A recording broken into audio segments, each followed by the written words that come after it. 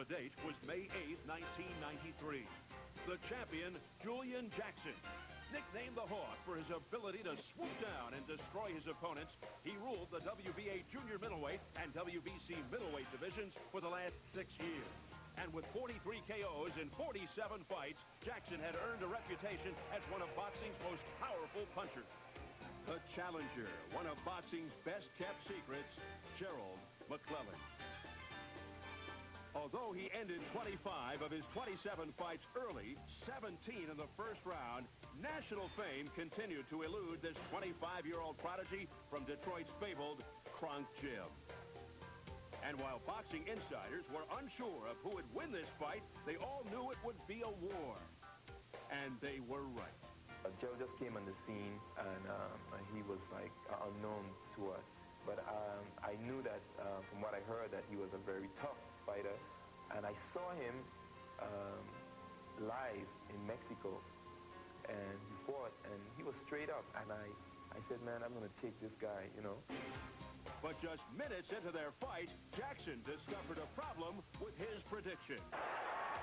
There it is, a big right hand. And Jackson is rocked in the opening minute. To my surprise, he didn't stand straight up, but he moved back, you know, and my punches were just a little short, and he was just stepping back, you know, and that's something that threw me off. In the second round, Jackson confused the younger challenger by dramatically altering his strategy, relying on his boxing skills instead of his punching power. He kind of like got his momentum going that second round. Big right hand by Julian Jackson. At the end of the second round, he had a big finish. So I had to go back to the corner, regroup, and start my game plan all over again. I knew I had him beyond a shadow of a doubt. I went back to my corner, and I was so confident, you know, and I was saying it's just a matter of a couple of rounds now, and I know he will be finished. With renewed confidence, Jackson resumed his aggressive attack, hoping to finish the fight early, when suddenly the referee, Mills Lane, was forced to momentarily stop the action.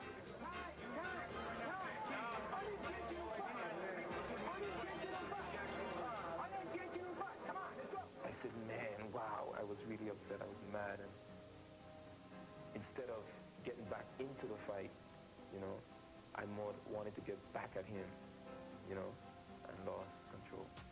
After a relatively slow fourth round came what many consider to be the best round of 1993. Halfway through the round, Jackson, who had been working McClellan's body, inadvertently went too low.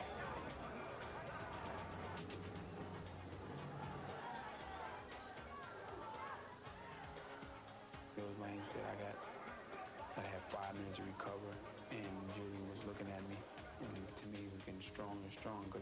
So I figured, you know, the sooner I get up, the better. When I got up, he came right at me,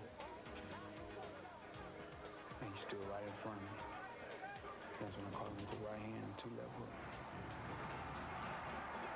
I sort of went straight into that punch, and I saw it coming, and I couldn't get out of the way because I was just rushing in.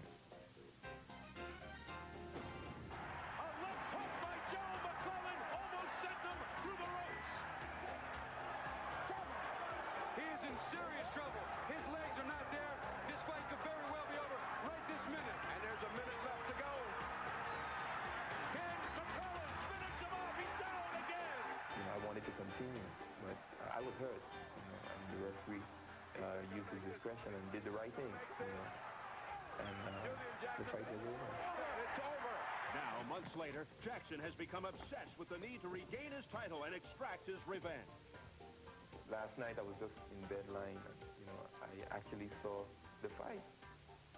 I'm giving him a boxing lesson, and I'm actually showing the world that a side of Julian Jackson that they haven't seen. Because like he said, he's been eating, sleep, and dreaming, you know, Gerald McClellan, and he's going to come get his belt back.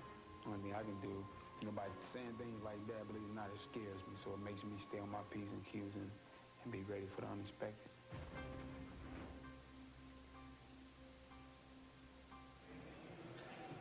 Both these sluggers share a healthy respect for each other's punching power, but they also share unhealthy intentions for each other's careers. Man your battle stations. McClellan-Jackson 2 should be another war. Coming up, the WBC Middleweight Championship between the champion Gerald McClellan and former champion Julian Jackson. Standing by at ringside to call the blow-by-blow action are Steve Albert, Ferdy Pacheco, and Bobby Chair. Steve. Thanks again, Jim. Since Gerald McClellan took the title from Julian Jackson back on May 8th of '93, he has gone out and defended the belt twice.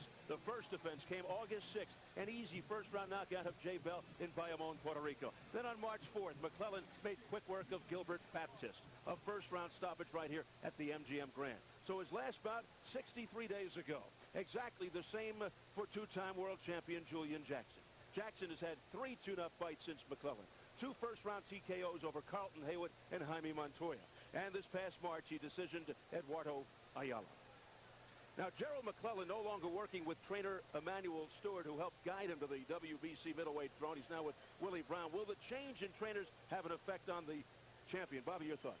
A change in trainers that have guided world champions all the way to their titles could be drastically bad emotionally. Will Gerald McClellan trust his new trainer? But after Emmanuel Stewart told us earlier, the trainer is one of his disciples, a little guy that's in the gym with him all the time, a co-trainer. So I don't think it's going to be a problem here, but if he doesn't have what he needs in the corner and things get rough, that could be it, and it's mental, it's not physical. All right, now Julian Jackson has had ongoing problems with his hand. Let's get the fight doctor's assessment of that and the possibility of Ferdy of retirement if he should lose. I think the possibility of retirement is very good if he loses, but not because of his hands. He's had multiple eye surgery. He's had detached retinas fixed. He's had all kinds of trouble with both hands. He is at the downward turn of his career because his chin is suspect now. So if he got knocked out today, I think he could really realistically look at his career and say, that's it, I call it a day. I would not be surprised to see him retire. On the other hand, he's such a warrior, he might continue. On the other hand, nothing's to say that he can't win tonight because this guy can bang. So we've got another one of those 50-50 fights coming up right now. You don't know which one of these two guys is going to win. Let's take our first look at the challenger. 33-year-old Julian Jackson from St. Thomas, Virgin Islands. Jackson, the former WBC middleweight champion and former WBA junior middleweight champ, comes in with a record of 49-2 with 45 KOs. Julian Jackson, who made 5 successful defenses of his WBC title before that 5th-round TKO loss to Gerald McClellan last May. That defeat ended a 17-fight winning streak, 16 by knockout. And now here is the champion, 26-year-old Gerald McClellan out of Freeport, Illinois. McClellan 30-2, 28 knockouts. The 2 losses early in his career, 8-round decisions to Dennis Milton and Ralph Ward back-to-back in '89. McClellan captured the WBC middleweight title almost a year ago to the day, May 8, 1993, with that stunning stoppage of the longtime middleweight champ Julian Jackson. He owns one of the best knockout ratios in the game, including 19 first-round KOs in 32 fights. Tonight, his 3rd title defense. As we zero in on the particulars, the tail of the tape at 26. Gerald McClellan is 7 years younger than Julian Jackson. The 1.5 inch height advantage for McClellan. Both weighed in at 160. And the 4.5 inch reach advantage for McClellan. McClellan down to a 3.5 to 1 favorite. To the rules, according to the WBC for this title fight, 10-point must system, 3 scoring judges, no standing 8, no 3 knockdown. Only the referee can stop the fight. A fighter cannot be saved by the bell except in the last round. So here at the MGM Grand Garden in Las Vegas, getting ready for the WBC Middleweight Championship, the rematch between Gerald McClellan and Julian Jackson.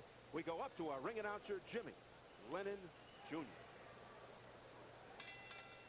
Well, fans, we welcome you to our next world title main event in this Revenge the Rematches, brought to you by Don King Productions and King Vision in association with SET Pay-Per-View, Corona Beer, and the MGM Grand. At this time, we present the rematch for the WBC Middleweight Championship of the World. This bout is sanctioned by the World Boxing Council, President Jose Sulaiman, Supervisor Haig Collegiate, along with the Nevada State Athletic Commission, Chairman Dr. Elias Gala. Presenting the judges as appointed, Cindy Barton, Bill Graham, and Dr. James Jenkin. Introducing to you the referee in charge of this bout, Joe Cortez. All right, fans, here we go with the rematch of the explosive bout that took place just 1 year ago. And this is for the WBC Middleweight Championship of the World, scheduled for 12 rounds of boxing. Introducing to you first the challenger. On my left, he is fighting out of the blue corner. He enters the ring wearing gold trunks with red trim and hailing from St. Thomas in the Virgin Islands.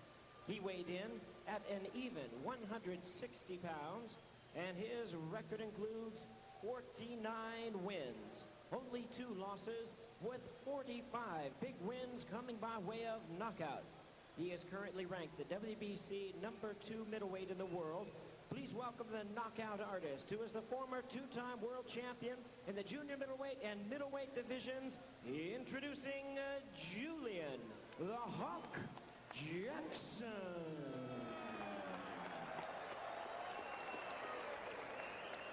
And his opponent across the ring is the defending champion. On my right, fighting out of the red corner, he enters the ring wearing green trunks with white trim, fighting out of Freeport, Illinois. He weighed in at the same weight of an even 160 pounds, and he steps into the ring with a record of 30 wins, only 2 losses, and he has 28 wins coming by way of knockout. Tonight, making his 3rd defense of his title, please welcome the hard-hitting WBC middleweight champion of the world, introducing the G-Man, Gerald McClellan. Once again, here's the referee in charge, Joe Cortez. All right, gentlemen, come here. We went over the rules in the dressing room, but when a good, clean fight, protect yourself at all times. Shake hands, good luck.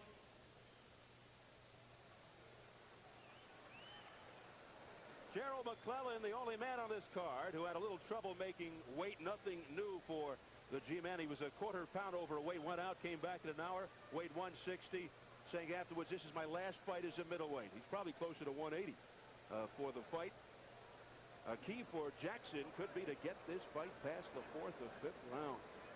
Both McClellan and Jackson average under 4 rounds. Here we go, round 1, scheduled for 12 for the WBC Middleweight Championship. Gerald McClellan with a 5th round knockout over Julian Jackson in the first encounter. McClellan's come out with a real good jab, and a big right hand. Right off the bat, Jackson's in dire trouble. McClellan looking to finish him up seconds into the fight. Pummeling Jackson. I'll tell you what, they're going to stop this if he doesn't offer up a punch. This fight's going to be over. He should go down and take an 8 count. I'll tell you, it gets better than getting hit like that. Relentless attack by McClellan, and finally Jackson going down. Sort of. 4, 5, 6, 7. The over-under 6 rounds. This might not go a minute. Back comes McClellan. I'll tell you what McClellan doesn't want to do is get a little overconfident sloppy, because Jackson can punch. And down goes Jackson for the 2nd time. And this time he looks like he's crumpled for good. He hit him on top of the head on the way down, and I'm telling you, he is totally disoriented. He looks like he's not going to get up. He's through. Joe Cortez says it's over. And in the first round, Gerald McClellan has retained his title. And that's the first one where revenge did not take place. It stayed, the result stayed the same. Instant finish for Gerald McClellan. What a puncher. Well, we talked about the fact that, actually we didn't get a chance to talk about it on here. We talked about in interviews, Jackson said he wanted to try and box first, but he couldn't get caught with that right hand. He had to box sharp. McClellan came out very aggressive, good sharp jab, landed the right hand, beginning of the end. You know, we've said all along, you've said, I've said, Steve has observed this guy has no chin anymore. Well, he got hit really hard, and he went down, and then, of course, with the chin that he's got, he couldn't overcome that attack. Unofficially a minute 23 into the first round. The 20th first round knockout in 30 wins for Gerald McClellan. I'm going to continue, man. Exploding. If you just heard him, he said, I'm going to continue. I'm not sure why, but fighters hate to roll over and say, I quit. Well, especially a fast one like that. I mean, you always have the feeling, I just got caught. I mean, let me go back and try that again. And he better never try it again with McClellan, because that's going to be the same result over and over again. Gerald McClellan can box. first knockdown and see what lightning struck Julian Jackson. Whenever I hit him, he was going. All right, let's take 3 looks. I'm going to take the first one, and Bobby's going to do the other 2 as I go up. There's a punch. That right hand right there. That right hand right there was the quietus. The rest of this is window dressing until he goes down, because he is sure taking some punishment here. That's a brutal attack, although he's hitting a lot of gloves and everything. As Bobby says, some of those hurt as well. For sure, the repercussions travel through the glove. Certainly it's taken away a little bit, but they go through the gloves right into your chin, right into your face. And if it were that easy to just put the gloves up here and say, don't worry about it, knockouts wouldn't happen near as often. That's true. Well, it's certainly Julian has taken an awful lot of punishment there. I mean, he really, actually, he didn't go down there. He didn't touch anything. He just, but mercifully, they gave him a count. He should have gone down at a certain point anyway, so he didn't get, as you'll see in this replay, he's just getting unloaded on with everything. Again, he gets lazy with the left hand, boom. Right hand's on the button, it's clean. Now, his legs are a little bit under him now, although they're a little wobbly, but he just needs to go down and take the 8 count. Take the rest and come back to fight. Sometimes that's a smart thing to do. It's difficult for fighters with a lot of pride to do it. I know unfortunately, I've been in that situation. I don't want to go down either. Prior to his first fight with Jackson, McClellan toiled for the most part in obscurity, Bobby. The win over Jackson really put him on the map. This win really makes him one of the most devastating fighters in the world today. And some fighters just fight even better as a champion. They rise to the championship status in their performance. And I think Gerald McClellan may very well be one of those people. Now, that was just the initial knockdown, the first. Here, the end of the fight. Well, Gerald's a great finisher. He's coming in. He knows that Jackson's hurt. He wants to unload that bomb. Digs a good shot to the body. Watch this shot on top of the head. He hit him in the body. That hurt him more than we thought. And that shot on top of the head was actually just a kind of a pile driver to say, make sure you stay there. The heavy-handed Julian Jackson putting it to the canvas as Gerald McClellan just lowers the boom.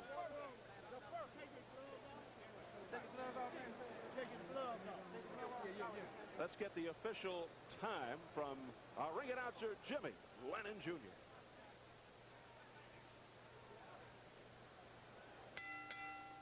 Ladies and gentlemen, we have the time of 1 minute 23 seconds in round number 1. The winner by way of knockout and still champion, the G-Man, Gerald McClellan.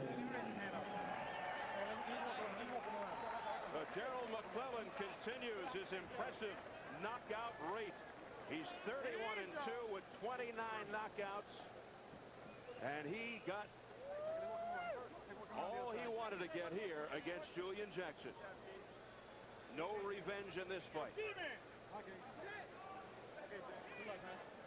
So coming up next here at the MGM Grand Garden, the main event, the rematch between Frankie Randall and Julio Cesar Chavez, as Chavez tries to regain his WBC Super Lightweight Championship and atone for his only defeat.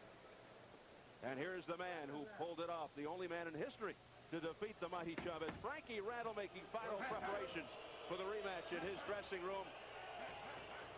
Randall has held the title for 96 days. You hear the reaction. They're seeing this on the big screen, the Chavez contingency here. Now, in just a matter of minutes, he'll look to regain the title he took away, retain it from Chavez. For now, though, we'll go back up into the ring of the fight doctor, Bertie Pacheco. Well, you can't possibly be tired. That's the fastest I've ever seen you work. Well, I work hard, I train hard. I know with my punching power and boxing ability, whenever I hit a guy on the chin with either hand or to the body, he's going to be in trouble. Did Julian ever get one shot in that you felt? Well, I got a little bruise on my right eye. I don't know if it was a punch or his hair. I don't know what it was, but, I was too busy trying to, get him out of there. I wasn't worried about what he was throwing back. The first shot I threw him with, I knew I had him. The very first shot he hit me with, he was weak. He felt like 147 pounds. Here's where we're looking at the monitor now. You describe it. This is you. Now watch your first right hand. Now watch here. Now here comes the right hand.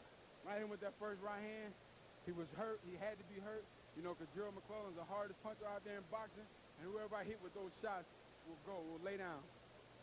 Don't you think long about here, this guy had been better served to take an 8 count and not take all that punishment he was taking. Believe it or not, you know, by him being in the ring so long, he's supposed to be a veteran.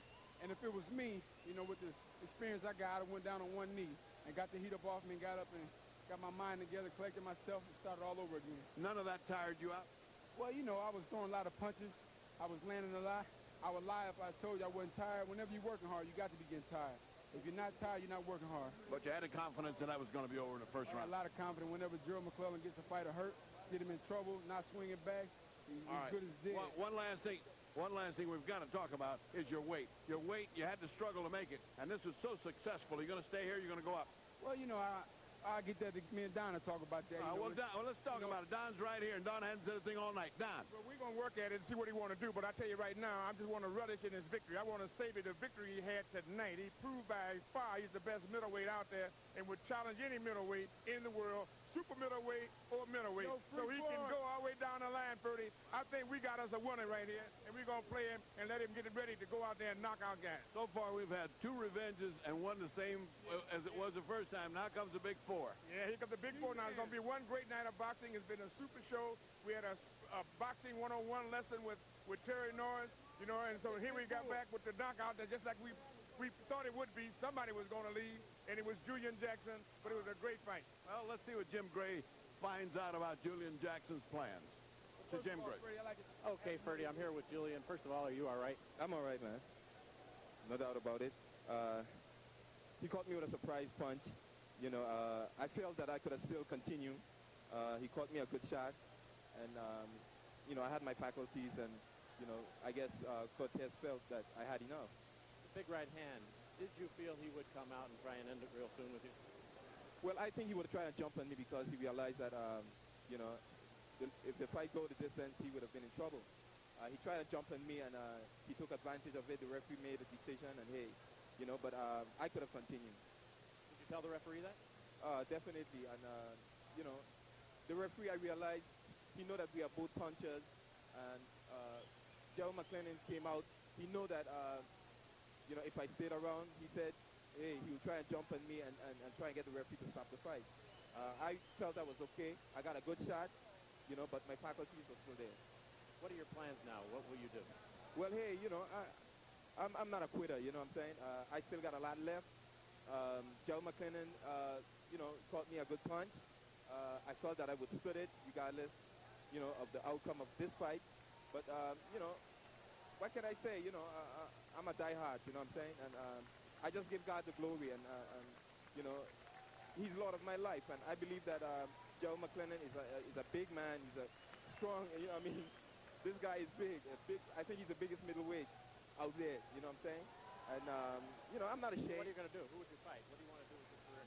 Well, I'm going to tell you the truth. I came down to a junior middleweight while I was training. I had to lay off to gain weight. You know what I'm saying? And I was saying to my people after this fight, I'm going to challenge Terry Norris or Simon Brown, whoever wins.